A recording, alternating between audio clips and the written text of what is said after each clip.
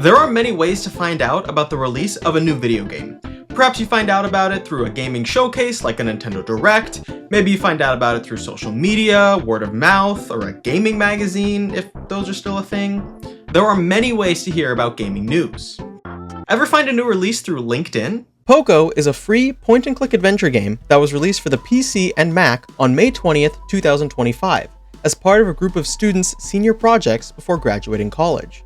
Mixing 2D backgrounds with 3D models, the Below world comes to life as you take control of a 2-inch tall clown named Poco, who's been banished from a literal traveling circus due to his awful unicycling, balloon animaling, and trumpet-playing abilities. Sharing the spotlight are 5 homunculi, Their phrasing, not mine. who each represent one of the 5 senses.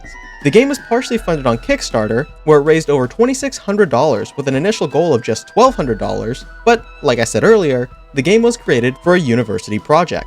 That means these developers, musicians, artists, sound developers, and anyone else on the team went entirely unpaid. In fact, if you count the tuition they probably had to pay to attend the school to be assigned a senior project, they technically lost money making this game. And they released it for free? I'm actually not too surprised at that, since it's probably a legal thing with the university. My initial exposure to Poco occurred just a few days after its initial release, when I was scrolling LinkedIn while working, and a video post from the team appeared on whatever LinkedIn's feed is called. Since it was a video game thing on my work website, I watched it all the way through, and I was instantly drawn to the adorable characters and the nostalgic 3D on 2D style of the game. There's an old point-and-click called SpongeBob SquarePants Employee of the Month that used a similar visual technique that I used to play all the time as a kid, and seeing the same look on Poco gave me an instant blast from the past. Needless to say, I had to see what this game was all about. Poco begins with a stressful audition in front of 3 disembodied faces, who apparently serve as the arbiters of the prestigious traveling circus.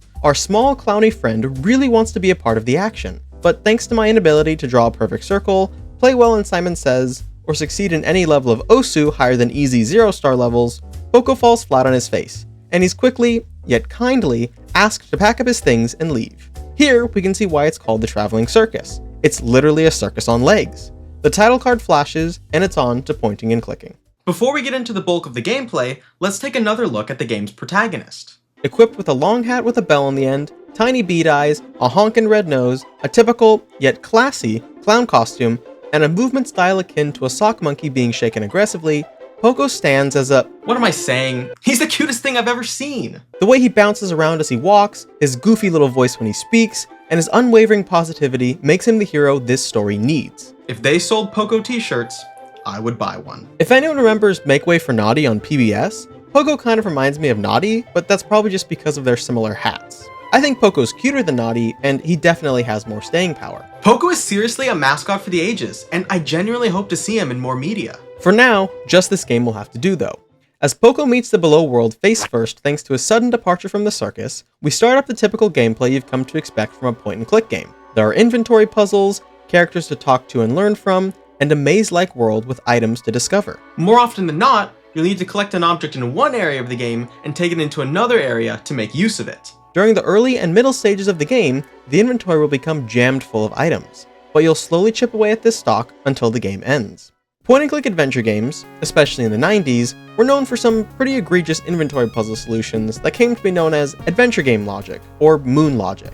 Some examples off the top of my head are the bobby pin in Darkseed, which is, I kid you not, a handful of black pixels on the floor of the library which you'll need in a few hours to complete the game, or the monkey wrench puzzle in Monkey Island 2. That one hit me personally because I played that game and needed to look up the solution. Slight detour, but in that game there's a giant faucet that needs to be turned off so the main character Guybrush can pass to the other side of a river, but the valve controlling the flow is stuck. Instead of greasing it up, getting a stronger pirate to help, or anything that would make any sense at all, you're tasked with finding a monkey and using it as a leveraging device. It's a monkey wrench. Get it? Like plumbers use? No, of course you don't get it. It's a dumb puzzle. Poco does not have those frustrating puzzles at all. There are some items that you'll need to think creatively about, but there aren't any items I found to be incredibly missable or used in a random way. You'll grab a big spoon and use it as an oar, which isn't necessarily what a spoon is used for in our world, but it makes sense as a puzzle for the Below world. Also, technically, worst comes to worst, you can just enter an inventory puzzle and click everything you have until something works. For the most part though, things work out logically. Early in the game, you find a ladybug painted like a cow, and clicking on it brings up the inventory menu. indicating you need to use an item on it. Later in the game, there's a recipe calling for beetle milk, so now we know what we need to get out of that item interaction. In the real world, or at least in the fictionalized real world, cows are milked into buckets, so we're on the hunt for a bucket. Once we find one, it's easy to put one and one together, and this inventory puzzle is solved. The purpose of completing all these puzzles is to help out the 5 main residents of the Below World, who hold pieces of a rocket ship that Poco needs in order to return to the circus for another shot at life under the Big Top. These 5 homunculi are named Grip, Auger, Nari, Gulch, and Jazz. They're siblings that represent touch, sight, smell, taste, and hearing, respectively. There's an interesting dynamic that plays out among the siblings that looks like it's headed in the same direction as the in-universe Beatles-like band composed of Dungsworth, Weevilton, Scuttlesby, and John, who also make an appearance in the game. No spoilers, though. The other 2 characters that talk are both worms. There's a worm hanging out in his home who's experiencing some stomach pain, and Poco takes it upon himself to work it out. A quick game of Simon Says and a balloon animal dog later, and the worm is contorted into a monstrous worm-dog hybrid. Shortly after, he succumbs to his newly arranged internal organs, and it's not a pretty sight. Worm Widow can be found if you exit and re-enter the house. So, yeah, Poco may be a murderer, and he may have taken said life in a very inhumane, or inwormane way, but hey, on the bright side, we got that fertilizer we needed. I knew he wasn't to be trusted though, just look at his face. Come on, that is a soulless man right there. No thoughts, only actions. Directly to jail, Poco. What you say? One of the best things about Poco is that all the characters have mumble speech.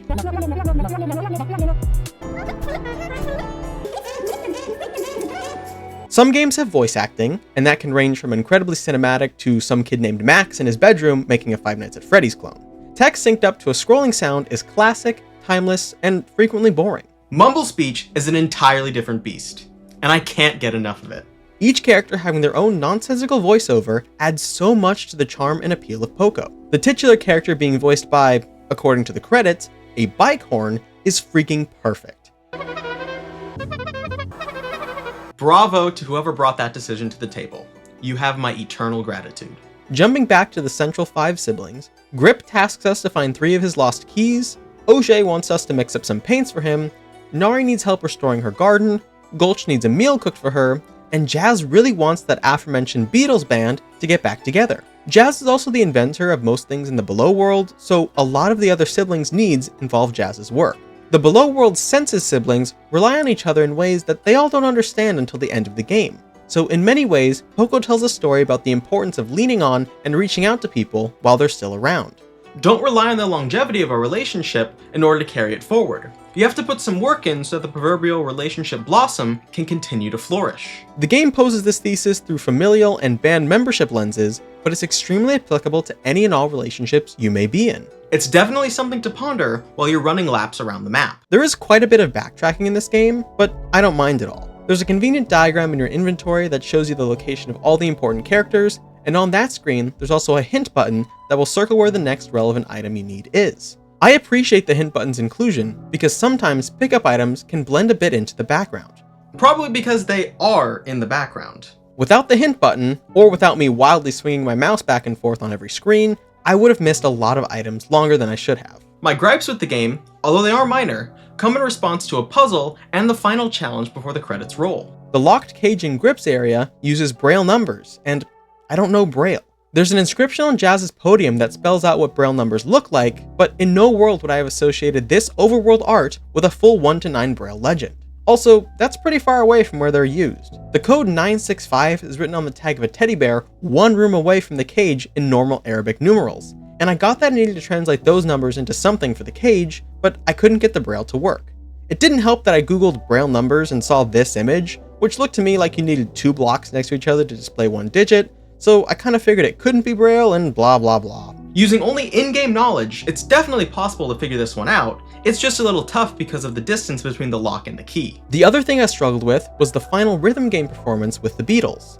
I think the timing might be off or something, because my first few attempts of the game floundered fast. There also seems to be a bug in the build that I played, where missing a note because you're too early also results in you missing the note because you're too late, thus resulting in a double penalty. From my understanding, clicking too early tags you as missing. Then you enter a cooldown where you can't input the on-time note, which means you've missed the note again, and you get a second tag for being late.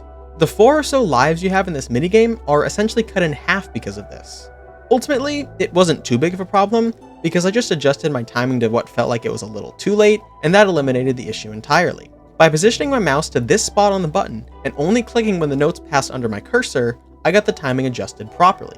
Maybe I was just actually early, but the double penalty definitely felt like it was unintentional. I say we call it a draw, devs. Poco ends once you've helped out and brought all 5 siblings together to assemble the rocket, and our adorable clown protagonist blasts off to rejoin the traveling circus. While in flight, you're presented a choice: return to the circus or abandon ship and live in the below world.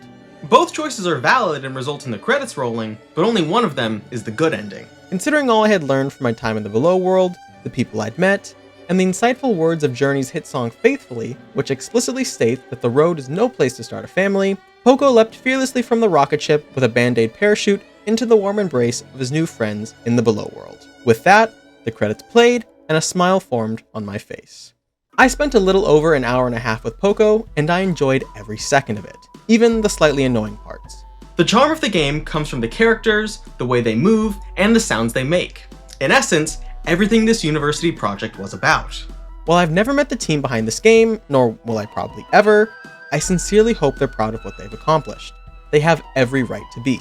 Because of this game's origins, I'm not sure if we can expect Poco to go on another adventure anytime soon, but if he does, I'll be first in line to see what my new favorite 2-inch clown is up to. It'll be hard to break that news to my old favorite 2-inch tall clown, but I'll figure that out later. If you want to check out Poco for yourself, it's free on Steam and available on both Mac and Windows PC. I cannot recommend the game enough. Be prepared for those clown trial challenges though. Honestly, start practicing now, and practice in real life too. Like so!